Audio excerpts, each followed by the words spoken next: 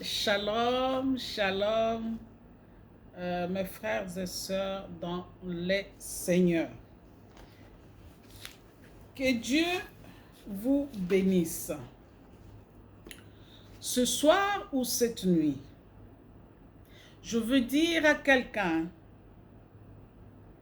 dans notre journée de jeudi partage, comme prévu, que nous faisons chaque jour, par la grâce de notre Dieu, je veux dire à quelqu'un que Dieu nous aime. J'annonce cette bonne nouvelle de l'amour de Dieu. Dieu t'aime. Dieu nous aime. Dieu vous aime. Et pour ça, nous devons jouir de cette grâce. Je veux que tu te sentes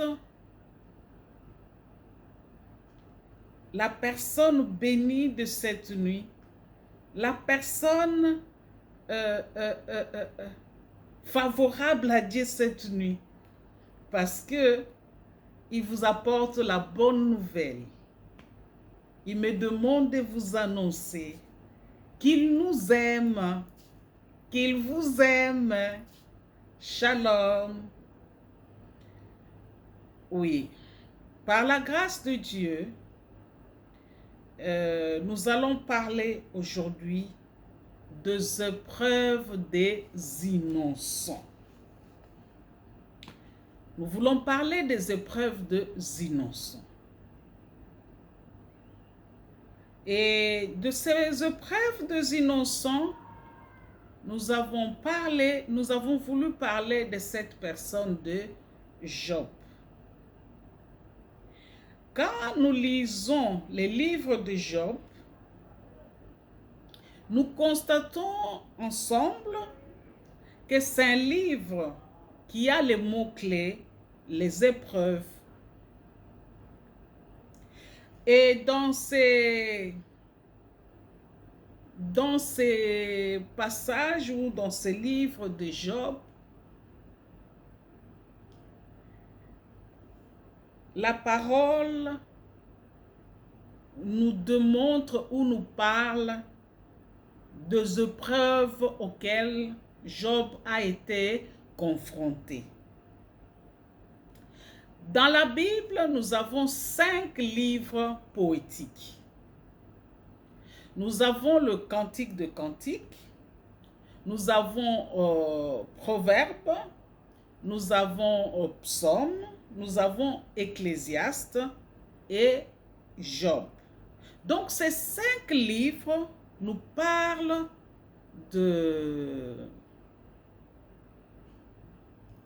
Ce sont des livres poétiques qui nous parlent au fait de la vie de ces hommes qui ont eu l'expérience ou qui nous parlent des expériences faites par le cœur humain. Et ce cœur humain de personnes qui marchaient dans la droiture avec Dieu. C'est que ces hommes que Dieu témoigne comme justes. Ces hommes qui ont marché dans la crainte, dans la droiture avec Dieu. Ecclésiaste nous parle de ces hommes justes qui sont Noé, Daniel et Job. Oui. Et ces hommes ont connu des épreuves.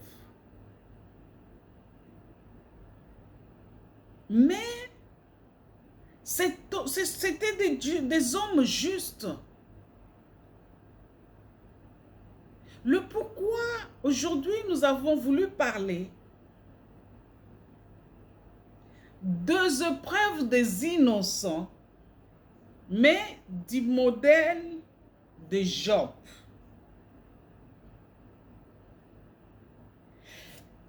Si nous lisons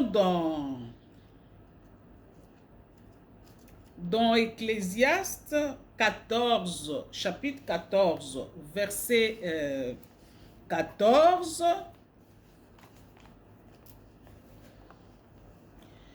nous allons lire au nom de notre Seigneur Jésus-Christ. Je rappelle que nous lisons Ézéchiel 14, chapitre 14 au verset 14. Et même s'il y avait parmi les habitants de ce pays, ces trois hommes, Noé, Daniel et Job, elles obtiendraient la vie sauve par leur droiture. Donc, ils obtiendraient la vie sauve par leur droiture.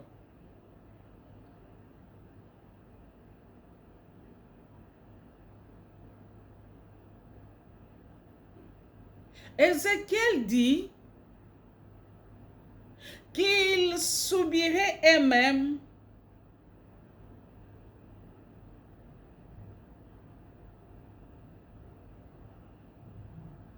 où ils obtiendraient la vie sauve par leur droiture. Ces hommes que la parole témoigne, leur attachement à Dieu, comme nous venons de le lire dans Ézéchiel 14, 4, ils ont subi des choses compliquées. Ils ont traversé des choses difficiles. Ils ont vécu les moments les plus sombres de leur vie. Ils ont touché au plus bas. Ils ont vécu le rejet, l'humiliation. Mais ils sont restés attachés à Dieu. Ils sont restés fermes dans leur foi.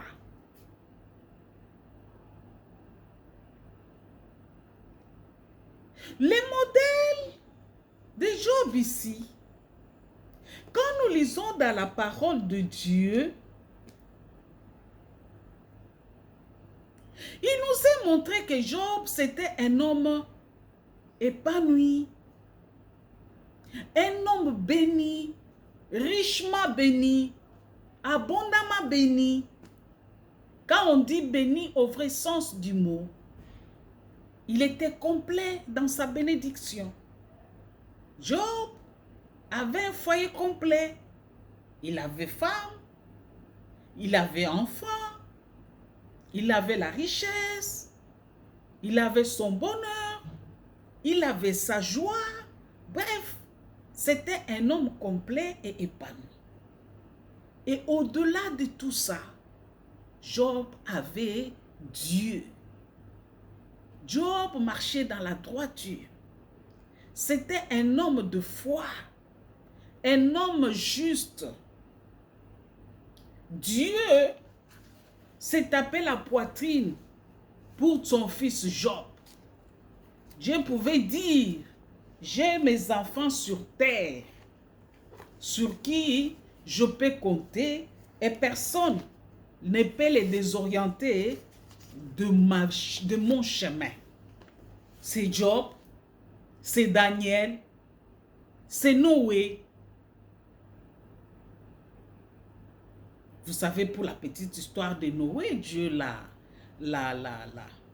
utilisé pour faire l'alliance, pour ne plus encore tuer son peuple ou détruire sa terre par le pluie, par le déluge, d'où il a fait l'alliance avec le signe de l'arc-en-ciel. Alors, Job était l'homme béni, l'homme juste, l'homme selon les cœurs de Dieu. Voilà pourquoi nous disons que nous voulons parler des épreuves des innocents. Voilà un innocent qui vit tranquillement sa vie en s'accommodant au principe de l'Éternel, Mais il y a quelqu'un quelque part qui s'appelle Satan, qui s'appelle diable, qui n'a pas trouvé ça normal, qui n'a pas trouvé ça logique, qui lui, ça le dérange quoi. Comment est-ce que Job peut être juste? Le monsieur doute. Satan s'arrange pour faire le songi-songi. Deuxième voie, Satan va voir l'Éternel pour dire non, c'est pour le bien que Job marche dans la droiture. C'est parce que tu l'as béni avec le bien, avec la richesse, avec 2 enfants. Ce n'est que pour ça qu'il est attaché à vous. Si vous voulez les retirer, en tout cas, il va vous désobéir. L'Éternel dit non. Moi, je connais mon fils. Job, l'Éternel témoigne la droiture de cet homme. L'Éternel, Dieu témoigne la foi de son homme. Dieu dit au diable, dis tout sauf pour Job. Job n'est même pas pour le bien, mais c'est un homme intègre. Le diable dit non. L'Éternel lui dit, si tu penses que c'est pour le bien, vas-y, prends. Tu verras qu'il ne va pas te suivre. Il sera toujours à moi. Le diable, il commence à faire son œuvre. Il va détruire. Voilà les épreuves d'un innocent. Job se réveille un matin, il constate qu'il est en train de chuter, ses biens sont partis, ses enfants décédés, lui-même malade, rien n'allait. Il est devenu la risée de tous.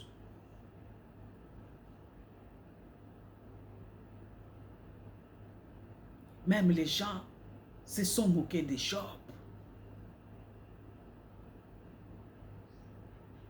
Comment, malgré le témoignage de Dieu, on peut subir les choses compliquées. On peut subir l'injustice. Satan peut nous atteindre. Oui. Voilà dans Job 9. Dans Job 9, le livre de Job est dans l'Ancien Testament. Il est situé entre Esther et le psaume. Il vient après Esther, le livre d'Esther, et avant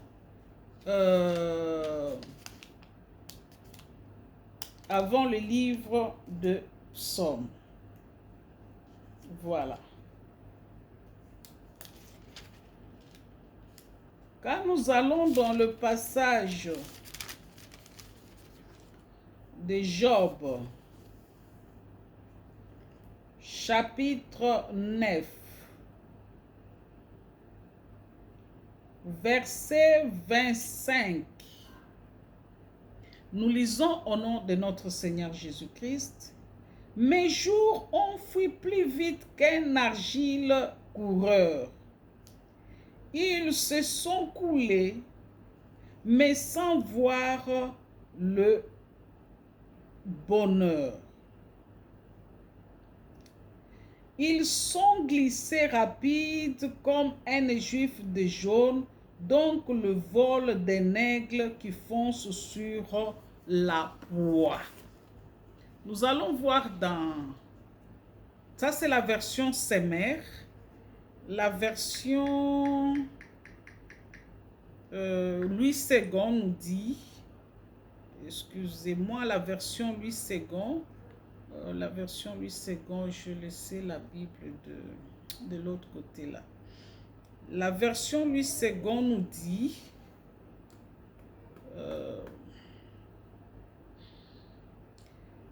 Voilà, Job 9, 25. Nous lisons au nom de notre Seigneur Jésus-Christ. Mes jours sont plus rapides qu'un courrier. Il fuit sans avoir vu le bonheur. Il passe comme les navires des jonques, comme l'aigle qui fond sur la proie.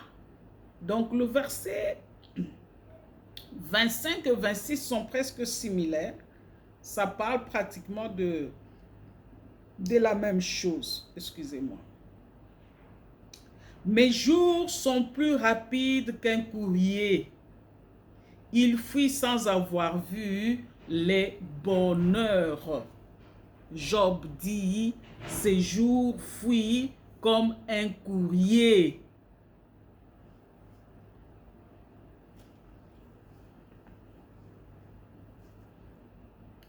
Ça fuit comme un courrier, sans avoir vu les bonheurs.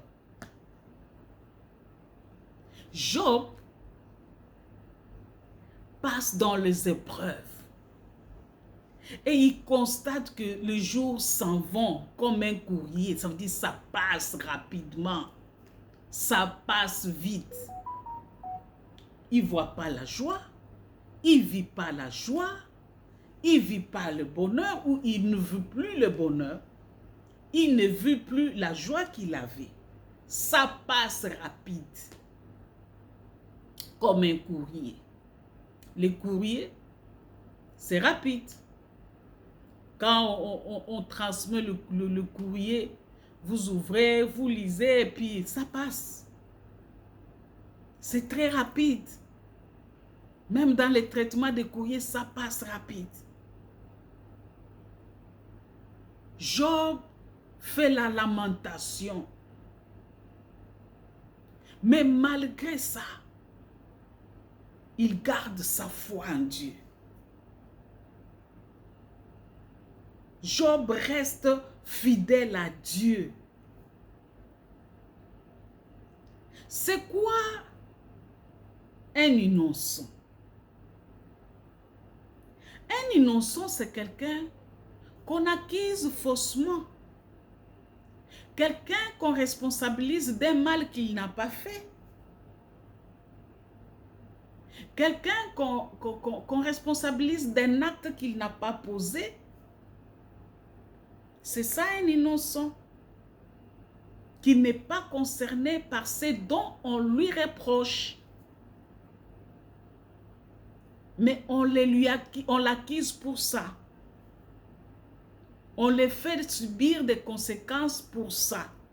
Un innocent subit pour les faussetés, pour les choses dont il n'est pas responsable. Voilà ce cas avec